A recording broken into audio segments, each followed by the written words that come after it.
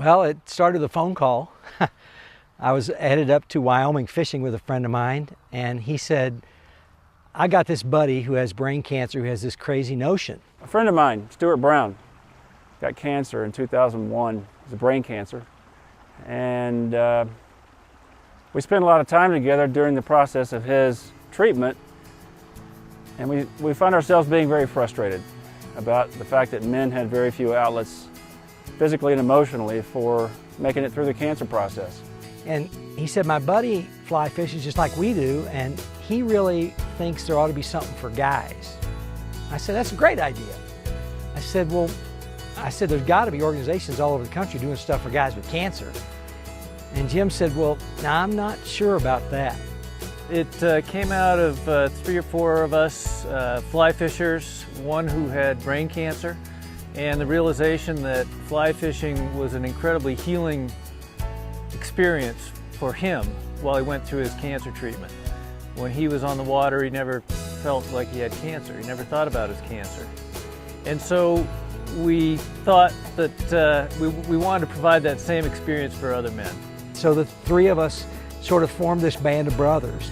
And we had a couple of other guys join us in the next few months. One day we were meeting and I said, guys, we got to put a stake in the sand if we're going to do this. We got to quit talking about it.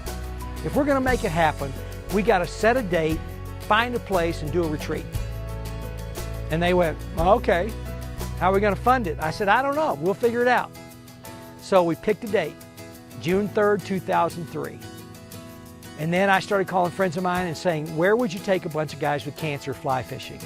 Where's a nice place that we might be able to afford? And we came up with a place.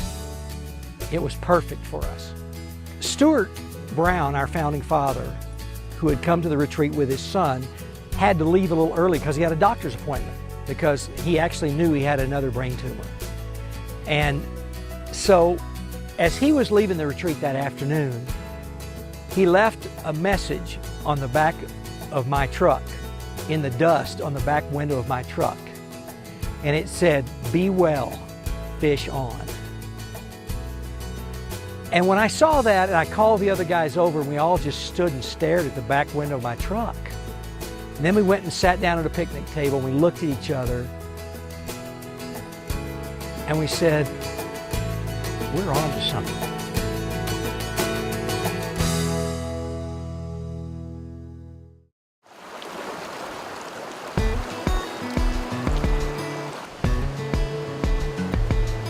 Grab her on. Thank you. Yep. Real Recovery is a national nonprofit organization that provides free fly fishing retreats for men with cancer. What we're going to do is we're going to talk about the mechanics of casting the roll cast. And you're going to find that you're going to use this roll cast a lot. What are you going to do then? That's what I'm talking about. Okay? Well, the primary beneficiaries of the retreat are the men themselves, the participants who come, but it spreads so far beyond that. The volunteers who come, the fishing buddies. Yep, I'm going to put a little trailer on here. 2 things that I'm passionate about, both fishing and cancer.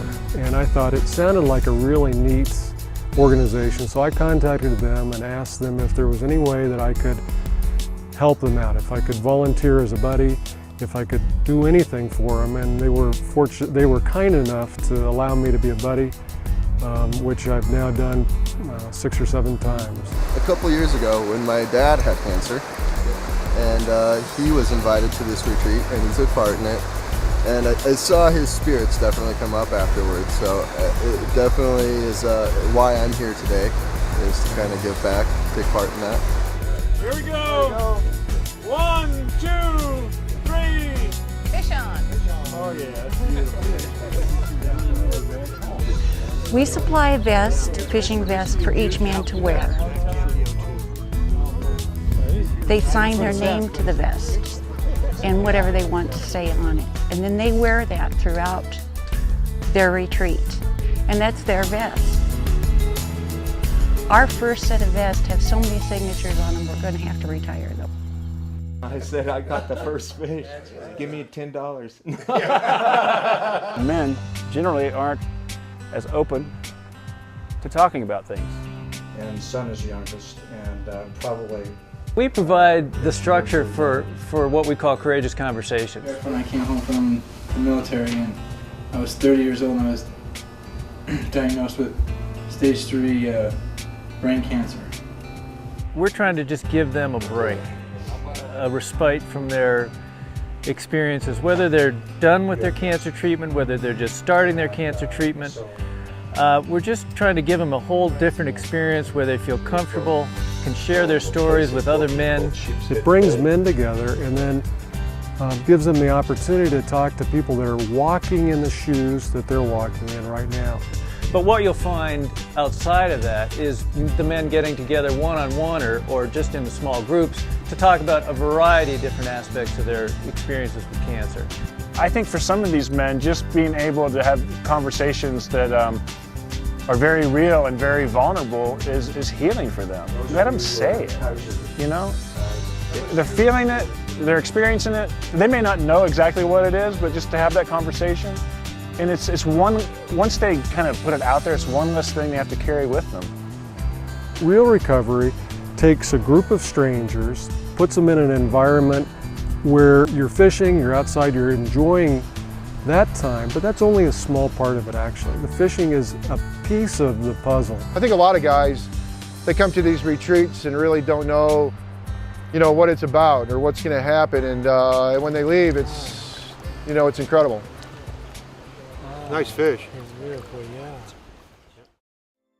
Tom was a man that struggled with having joy in his life, and that real recovery was something that opened the door to him finding joy. Comments at the retreat are very strong and very powerful, but after the retreat's over, we hear from them, the participants, and we hear from their families. And we hear about the differences made in their life and how they've become more at peace, how they've become better able to deal with the treatment itself, deal with cancer, looking toward the future, and how it's made a difference in their families' lives.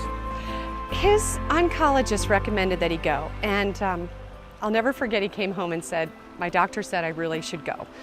And he said, but I don't want to go. And I said, oh, yes, you are going. And he didn't want to go. He said, I don't want to go talk about my problems with a bunch of men. And I said, well, you're going. And he went, kicking and screaming, but he did go. And he came home a changed man.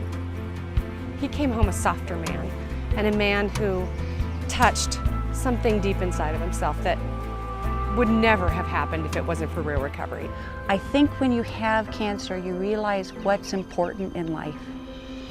When you're the wife of a person with cancer, you really get down to what's important in life, and you learn to enjoy it, and you learn to cherish it. One of the things we do is we just we just demystify cancer. That's what real recovery really does, is it takes it out from behind the back door and the closed door and out in the black closet. And we bring it right out in the front of the room and sit it down and say, yeah, it's cancer. So you want to go fishing?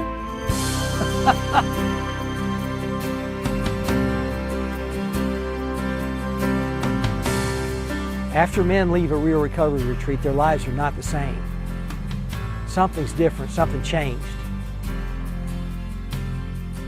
See so many big smiles on everybody's faces, and things that they couldn't even think about laughing about. They're just enjoying life again. They get to come to a place, they get to meet guys who are very open, honest, living their lives to the fullest, even though they have cancer. I mean, they're more alive than most men that I see in the world. And that's contagious. Well, if you support real recovery, you're tapping into the heart of a man in an environment where he can get to the core of who he is and communing with men, a brotherhood. Guys with cancer have such a better appreciation for life and death because they have cancer. I think one of the things that real recovery does is it gives a man a chance to live every day with dignity and courage. What else is there?